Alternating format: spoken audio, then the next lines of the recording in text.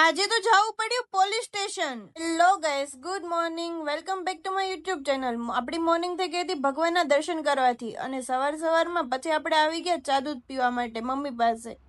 રસોડામાં આવીને ચા દૂધ પીધું અને મમ્મીને કીધું મમ્મી ચા દૂધ ન પીએ ને ત્યાં સુધી તો આપણી ઊંઘ જ ન ખુલે.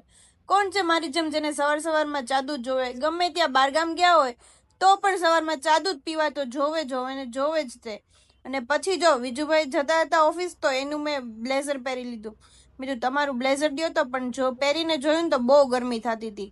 અને પછી આપણું હતું આ બહારનું લોકેશન. પછી બહારનું લોકેશન જોઈને મેં કીધું તો આલ્યો વિજુભાઈ તમારું જેકેટ, મને તો આમાં બહુ ગરમી થાય છે એની કરતાં બહાર મસ્ત ઠંડુ છે.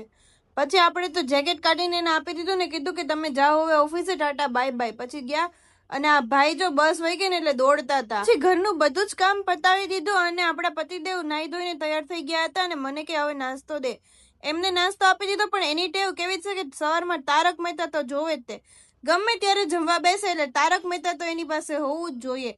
એ તારક મહેતા જુદા જુદા નાસ્તો કરતા હતા અને મને થયું કે લાવ ને મને પણ ભૂખ લાગી છે તો મેં પણ સાથે નાસ્તો કરી લીધો.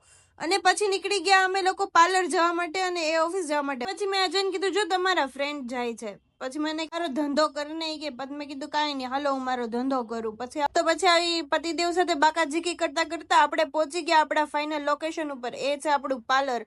અને પાર્લર જો કેટલું ખરાબ હાલતમાં પડ્યું હોય જયારે જઈએ ત્યારે. પછી એને ફટાફટ સાફ કર્યું. બપોરના 12 વાગી ગયા હતા અને હું ગઈ મમ્મીના ઘરે કારણ કે જવાનું હતું પોલીસ સ્ટેશન. હા, મારી સાથે ફ્રોડ થયું હતું એના માટે આપણે પોલીસ સ્ટેશન જવાનું હતું. બસ આમ અમારો દિવસ આજનો પૂરો થાય છે. Tata bye bye, C you. Ajay સુઈ ગયા છે જોવો તમે અને હું પણ સુઈ જાઉં છું.